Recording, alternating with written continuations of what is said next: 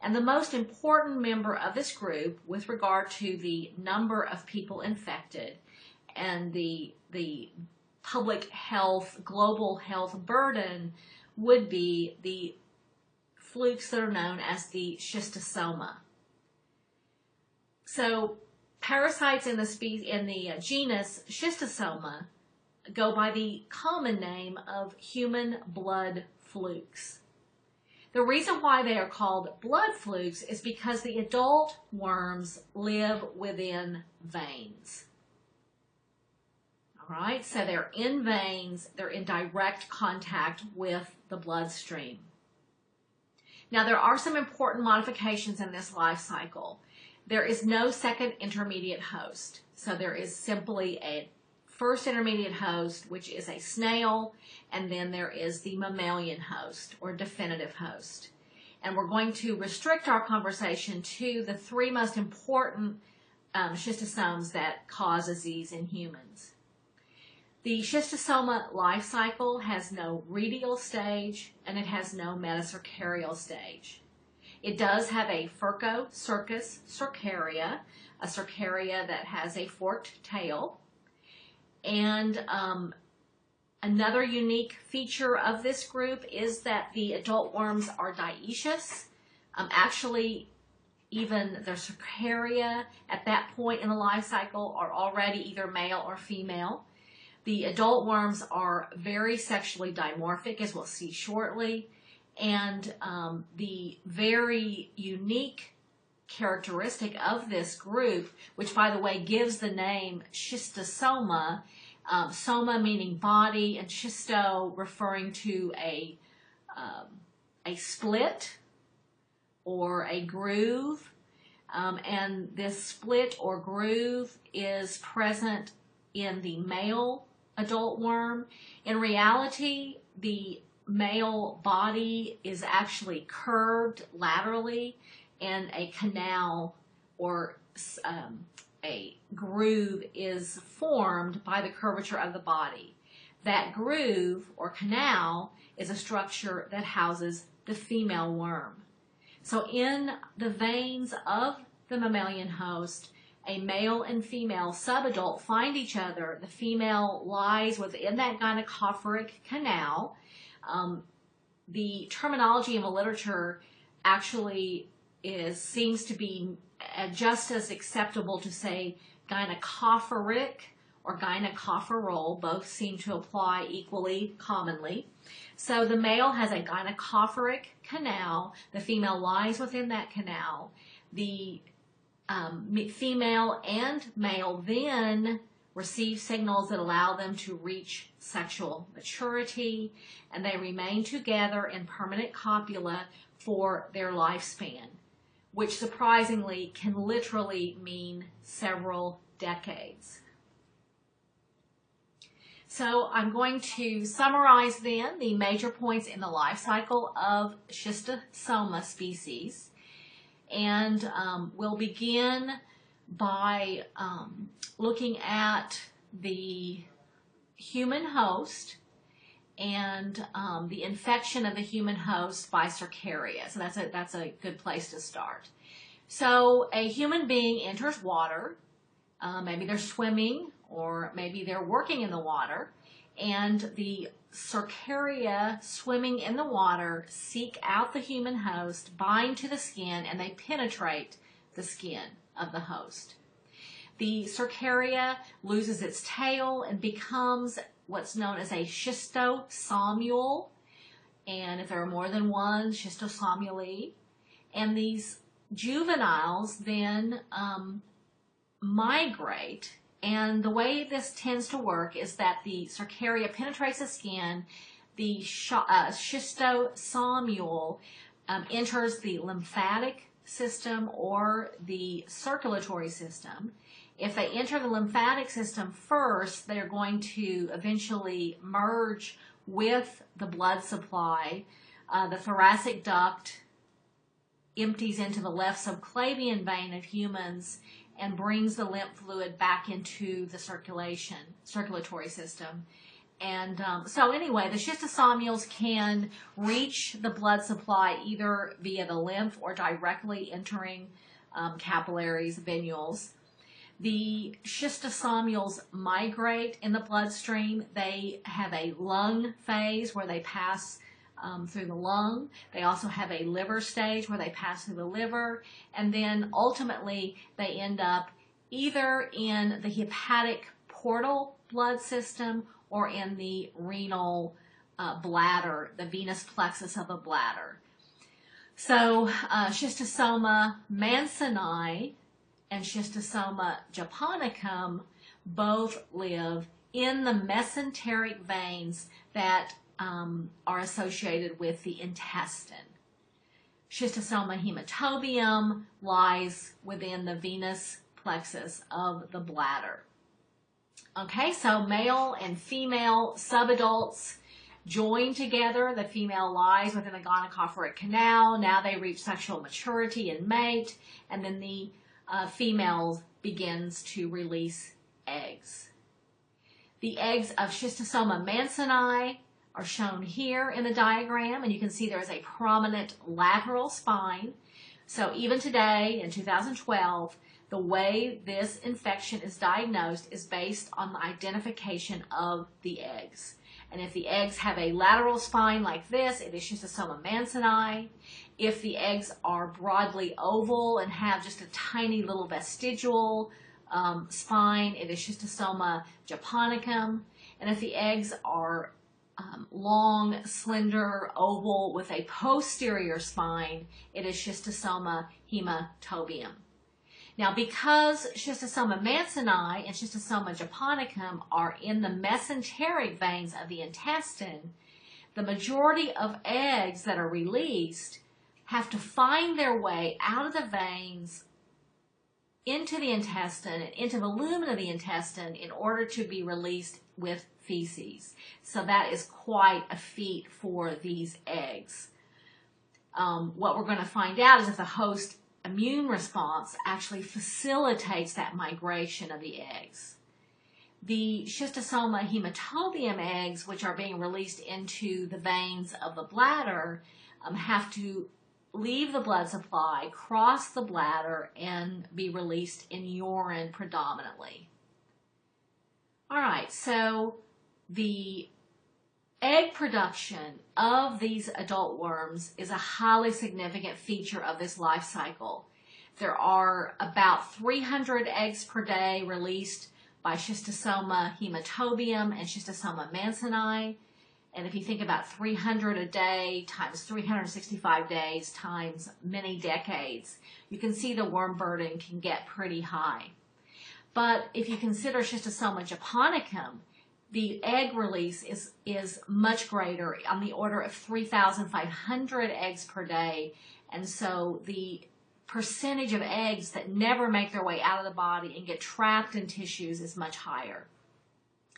It is the trapping of the eggs in tissues, whether it's bladder tissues in the case of hematobium, or whether it's intestinal, spleen, liver tissue, especially in the case of japonicum and mansoni. It is the trapping of these eggs that actually causes the pathology associated with this disease. And we'll discuss that phenomenon a bit later. Now, the eggs that actually make their way into the environment and into the water, when they are mature, the Myricydium hatches, and the free-swimming larval Myricydium finds its proper snail host, penetrates the snail, and then becomes a sporocyst. And there are two sporocyst generations, mother and daughter. And then the daughter sporocyst generation gives rise to the cercaria, and that completes the life cycle. There are three predominant species that cause significant disease in humans, and we're going to talk first about Schistosoma mansoni. Schistosoma mansoni has a fairly broad geographic distribution. It is the highest, really, or the broadest distribution of the three species. It is widely distributed in Africa. In fact, there are probably more Africans infected with schistosomes than any other group of individuals. It is also present in various areas in the Middle East. For instance, Egypt for many years was a highly endemic area for this disease. Also, a variety of Middle Eastern countries, Saudi Arabia, Iraq, Iran, wherever you had bodies of water that contained the snail host. Now, the schistosomes made their way to the New World via the slave trade. Undoubtedly, there were snails that were passengers inside large urns of water that were on board ships. Undoubtedly, many of the humans that were brought on board carried schistosomes, and then the introduction of the snails and the parasites allowed for the establishment of the life cycle in South America, in the Caribbean, and including Puerto Rico. Now, Schistosoma mansoni utilizes snails in the genus Biamphalaria. So what we see is that these species are very snail host specific. So Schistosoma mansoni can only infect snails in the genus Biamphalaria. As I said in the life cycle slide, the adult worms are residing in mesenteric veins of the intestine. There's about 300 eggs per day released, and the eggs have a prominent lateral spine.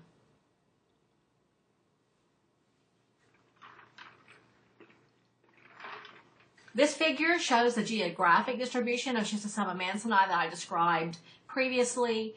Here you can see where there are endemic foci, here in the Middle East, here in Africa, here in South America, and the Caribbean.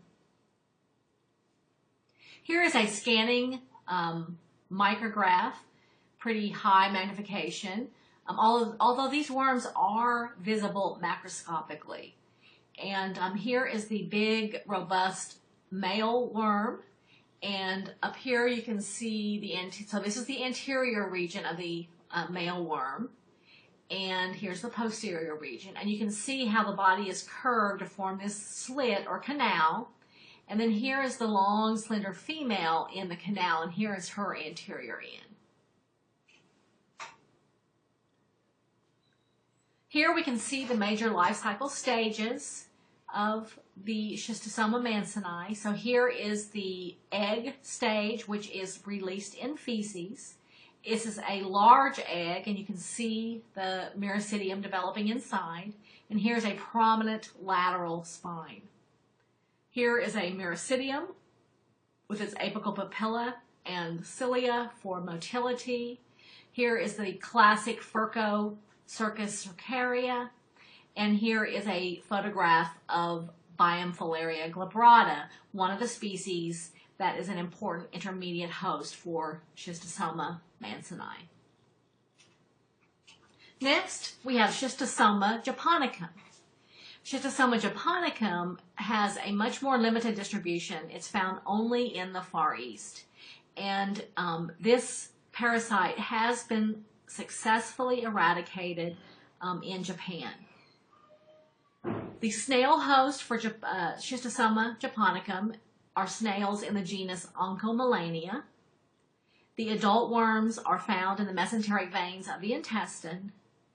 As I mentioned previously, there's a huge worm production of eggs on the order of 3,500 eggs per day. And since the eggs cause the pathology, the infection with Schistosoma japonicum is the most serious of the three species and causes the most pathology in the host. The eggs of japonicum are more spherical, and they have only a little vestigial lateral spine. This figure shows the geographic distribution of Schistosoma japonicum, and you can see there are just a few areas in the Far East that are foci of endemicity.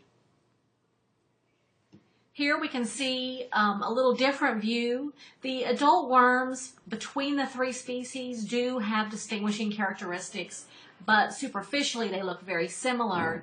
This just happens to be a male and female that have been separated from each other. So here is our more robust male, and you can see the oral sucker at the very anterior end. This is the ventral sucker. They use both of these suckers for attachment to the vein, so they can basically hold on to the vascular endothelium. And here is the slender female worm. Here's a photograph of the intermediate host, the snail genus Oncomelania. And again, these parasites are very specific and only infect snails in particular genera. So Schistosoma japonicum is specific for Oncomelania. Schistosoma mansoni is specific for Biomphalaria. The third schistosome species for humans, there are a few other minor species, but these three represent the majority of cases of schistosomiasis. Schistosoma hematobium is found in Africa and the Middle East. The snail host are snails in the genus Bolinus. The adult worms pair and live within the veins of the venous plexus of the bladder, and consequently the majority of eggs that are released are actually released in urine, on the order of about 300 per day. The eggs are large, slender, oval with a prominent posterior spine. This shows the distribution of Schistosoma hematobium in Africa and in the Middle East. This shows a picture of Bolinus, the genus that serves as the intermediate host for Schistosoma hematobium. And here we see a photograph of the egg of Schistosoma hematobium with the prominent posterior spine. Schistosomiasis is diagnosed predominantly through fecal or urine examination. And frankly, it's a huge limitation in dealing with schistosomiasis from a global perspective, because officials, physicians, technicians in the field have to get fecal samples or urine samples from patients and then do the fecal flotation or egg flotation techniques in order to prepare the samples and then manually look for the eggs under the microscope. So a huge advantage would be if we could come up with rapid diagnostic technology for this effort. There is a very effective chemotherapeutic agent to treat schistosomiasis, and that drug is praziquantel. Unfortunately, there is only one drug. The mechanism of action that allows praziquantel to kill the schistosomes is not really completely understood. It is known that in patients that are treated with praziquantel, the tegument or outer surface of the worm is damaged. The worms can also show muscular paralysis, and basically they detach and die inside the host. So we have a good drug. Fortunately, to date, there has been no drug resistance, but the public health officials are basically just holding their breath. Now, to focus more on the disease, the schistosomes cause a disease that's commonly referred to as schistosomiasis or bilharziasis.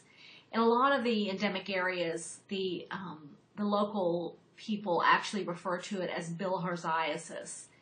It was originally described by a scientist by the name of Bilharzia, but the genus Schistosoma is the official genus.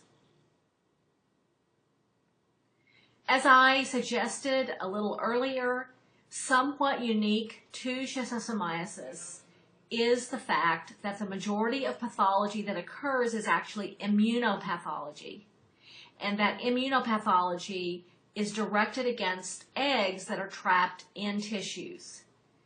The eggs cannot be cleared. Macrophages are recruited. Macrophages recognize these eggs through the activation of toll-like receptors and other pattern recognition receptors.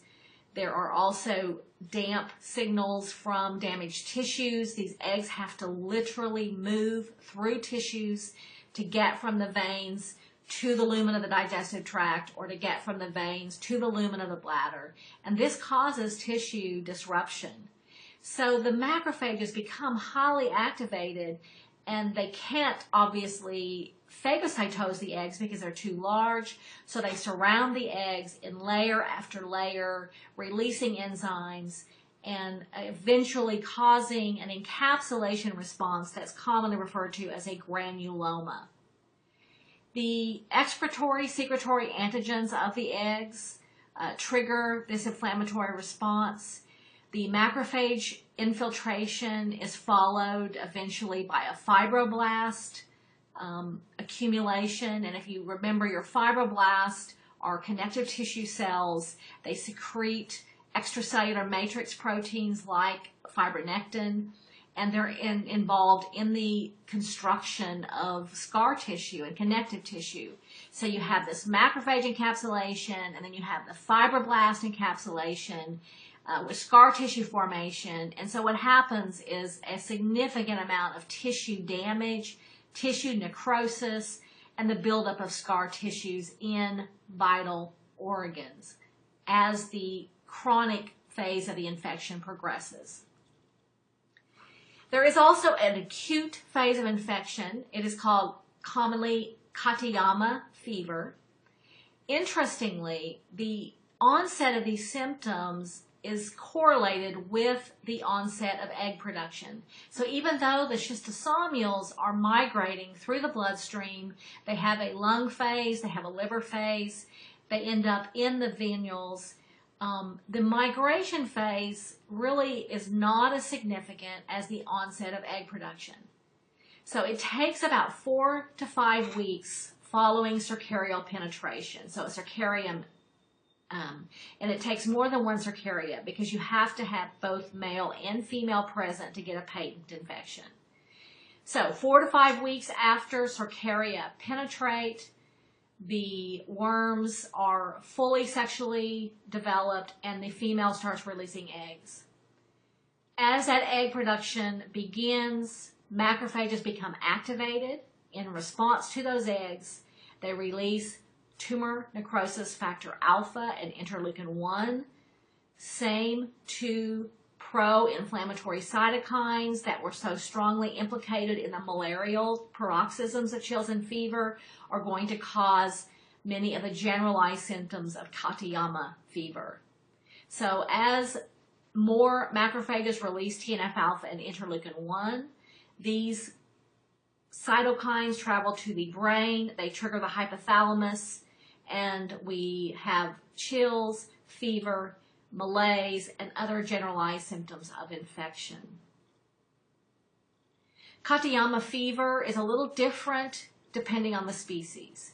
So with Schistosoma mannsoni and Schistosoma japonicum, the worms are in the mesenteric veins, and the eggs are being released and trapped in the spleen, in the liver, and in the intestine. So there is more of a sort of systemic kind of response. So we see fever and chills, we see malaise, there can be a cough, and this cough is actually probably a bit of a residual reaction to the lung phase of the schistosomes. There is very often pretty intense GI pain, and not uncommonly the patient experiences diarrhea and nausea.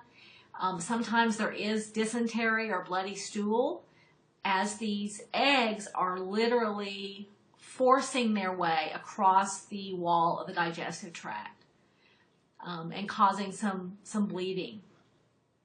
A hallmark of digenetic trematode infection is an increase in the level of eosinophils in the bloodstream. And this is certainly true of schistosomiasis. So these worms are clearly extracellular. They're releasing eggs that are highly immunogenic.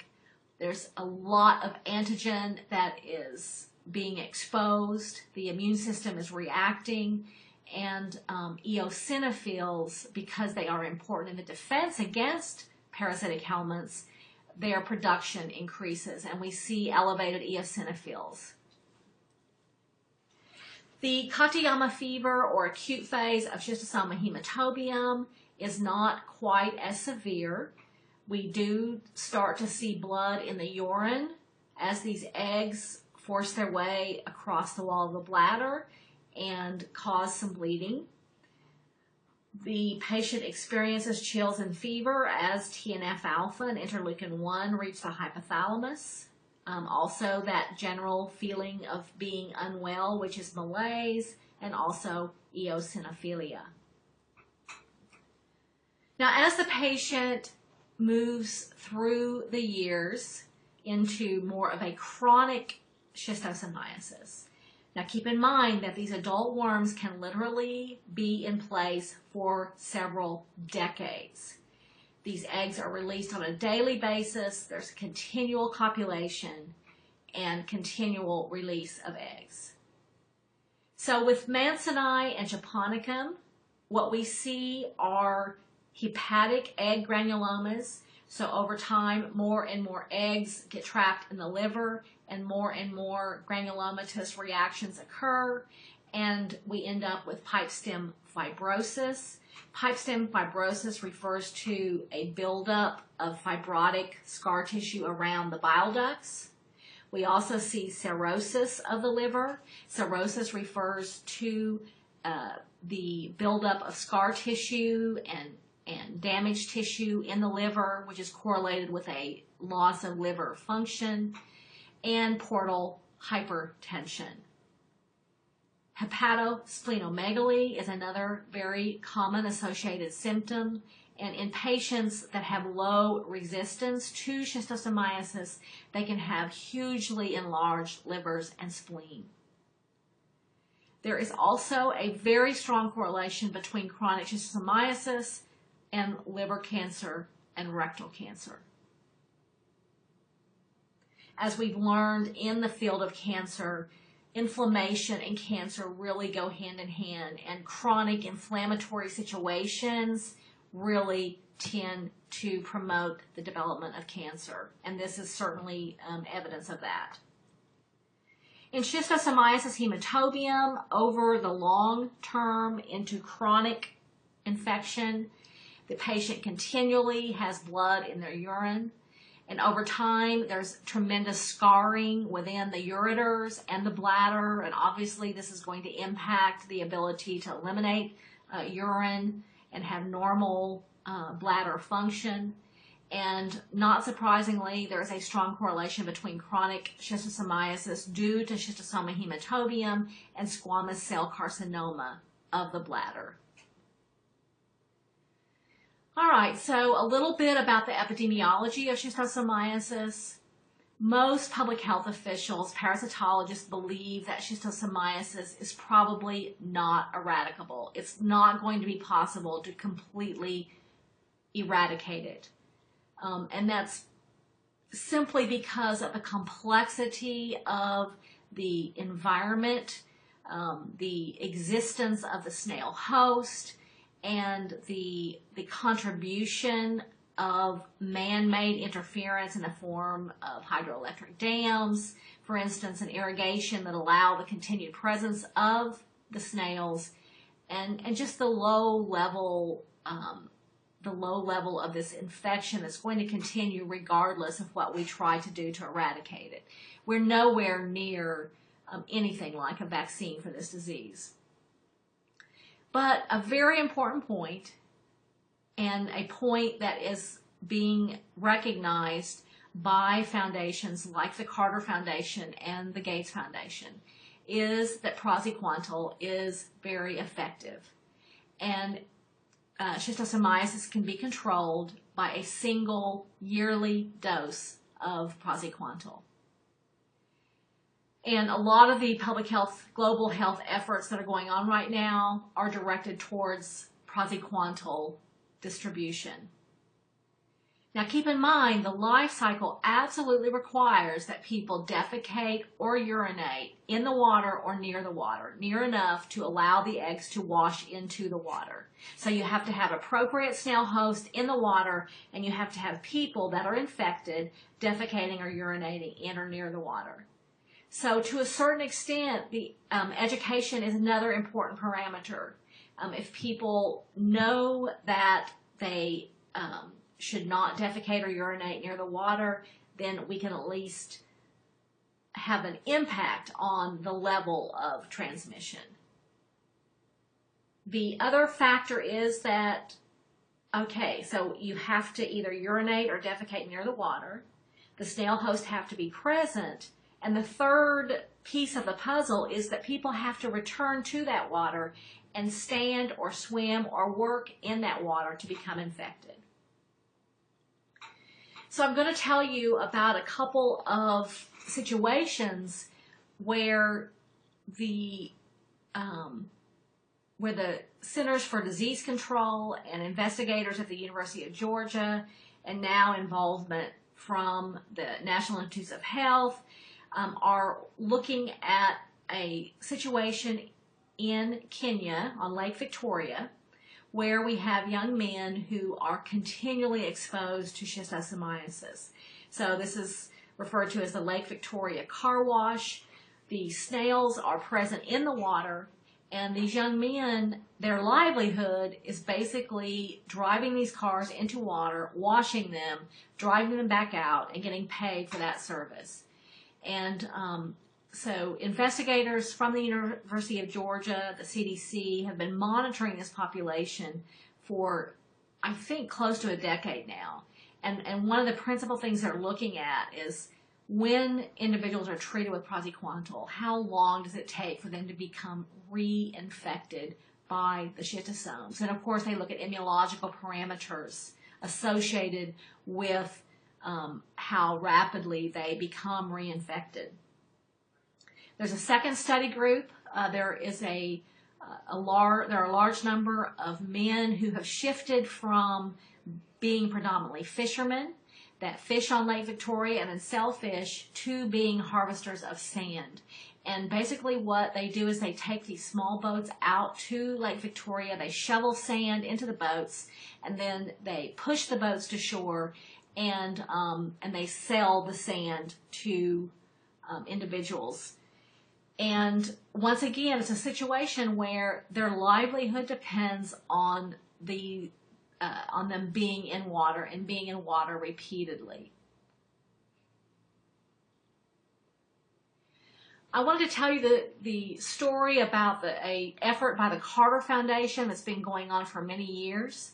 So Jimmy and Rosalind Carter have decided decades ago really that they wanted to try to impact global health.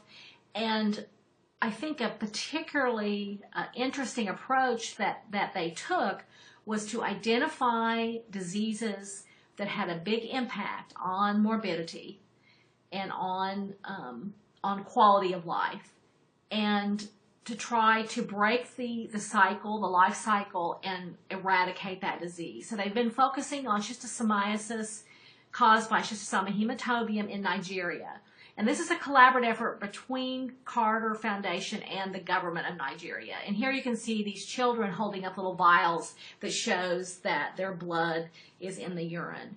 And in some cultures in Africa, the prevalence of schistosomiasis hematobium has been so high for so long that it's actually regarded as a rite of passage, as a symbol that, of maturity when the child starts urinating urine that has blood in it. So in this particular village in Nigeria that this figure alludes to, about a third of the children in this village have schistosomiasis. And what we know is that it's not just having blood in their urine, it's not just having issues with, bladder dysfunction, But these children are impacted in other ways. They're stunted in growth, and they have cognitive impairment, and they don't work as well as their non-infected peers.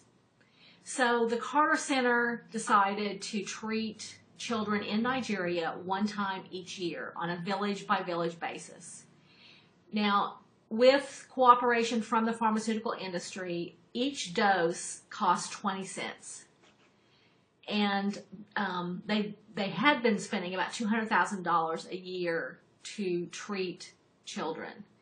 And if you do the math, based on the number of people that have schistosomiasis, hematobium, it would take about 423 million doses of praziquantel to treat people with schistosomiasis worldwide every year.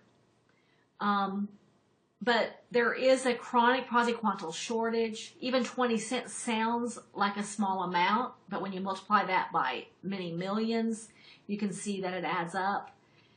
They have to ration the drugs, and basically what they had been doing is if they judged that less than 20% of the children in the village were infected, then they didn't treat anyone. But if more than 20% of the children were infected, they gave them the annual doses. The good news is that the Gates Foundation has come on board and are funding efforts globally to try to eradicate or certainly reduce the incidence of schistosomiasis worldwide. Now, before moving on, let's talk a little bit about this complex immunological response to schistosomiasis. And to remind you first that with chronic infection, there is a very, very heavy antigenic load. We have large worms that are actively releasing both excretory and secretory antigens. I mean, there's no place for these antigens to go but into the veins, into the circulatory system. We also have these eggs that are highly immunogenic and releasing excretory, secretory products. So we have this persistent antigen, persistent infection, and this is going to lead to chronic inflammation, tissue necrosis, and scarring that we talked about previously. The other factor that's just fascinating is that the host encapsulation response is actually the mechanism that allows the eggs to move. And we don't completely understand this, but we know that this response of macrophages actually allows for tissue migration, eventually into the lumen of the digestive tract or into the bladder. Now, as we see with many other helminth infections, worm infections, the development of a strong antibody response, a strong humoral response, is really critical to controlling infection. So we have the production of immunoglobulin E, which we have strong evidence that this class of egg evolved to protect us from parasitic helminth infection. The IgE works in conjunction with eosinophils and provides crucial host protective function. Now, the production of IgE by B cells and eosinophilia is supported by the T helper 2 subset of CD4 positive T cells. So another way of saying this is to say that a Th2 bias is really important to the immunological defense against schistosomiasis. We know that individuals in whom the Th2 response against egg antigens predominate tend to show less severe egg-associated pathology than those that mount a Th1 predominant response. And it makes sense because the more Th1 response, the higher the macrophage activation, the higher the inflammation, the higher the TNF-alpha, IL-1, the higher the attraction of fibrosis, and consequently a Th2 antibody bias is much desired. Th2 cells produce interleukin 4, interleukin 5, interleukin 13, and these cytokines are critical in supporting an IgE predominant antibody response. In fact, we know that interleukin 4 in particular actually allows for the heavy class switch from IgM to IgG1 and from Ig1 to IgE. To say it another way, without interleukin 4, you cannot make IgE. High IgE levels are correlated with increased resistance to reinfection. So in the human examples of the Lake Victoria car washers and Lake Victoria sand harvesters, the men who take the longest time to become reinfected after praziquantel treatment are those that have a strong B lymphocyte, Th2 lymphocyte memory response and have high anti-schistosome IgE antibody titers.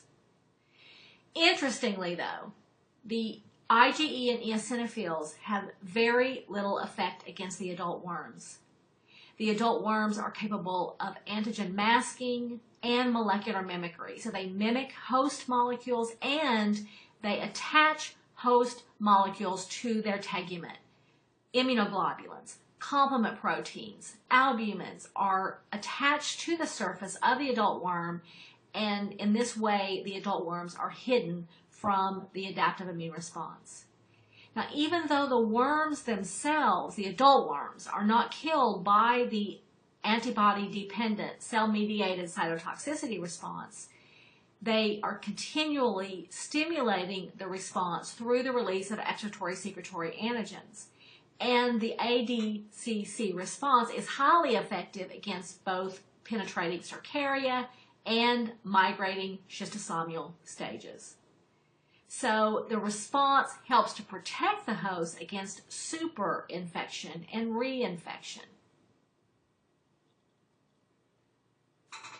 So the principal response, protective response, is an antibody-dependent cell-mediated cytotoxic response that involves eosinophils and IgE. Remember that eosinophils have Fc epsilon receptor 2 proteins, the intermediate receptor proteins for IgE.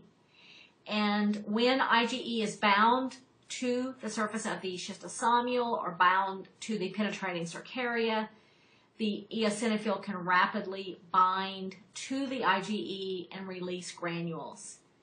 There are many granule components that participate in the killing response, but one really important chemical is major basic protein, commonly referred to as MBP, which damages the tegument of the schistosomules.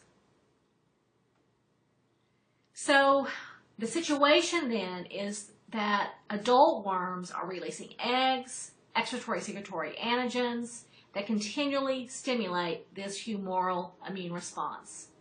The worms are not damaged by the response, but the response helps to keep the host from becoming super infected. And we call this phenomenon concomitant immunity. So concomitant immunity exists when the presence of adult stages of a parasite protect against reinfection or superinfection by larval stages. Importantly, sterile immunity does not occur with schistosomiasis. When infected humans are cleared by praziquantel, reinfection generally occurs fairly rapidly. But again, in individuals that have a strong IgE memory response, there is a significant delay. That concludes our discussion of the human blood fluke parasites of the genus Schistosomes.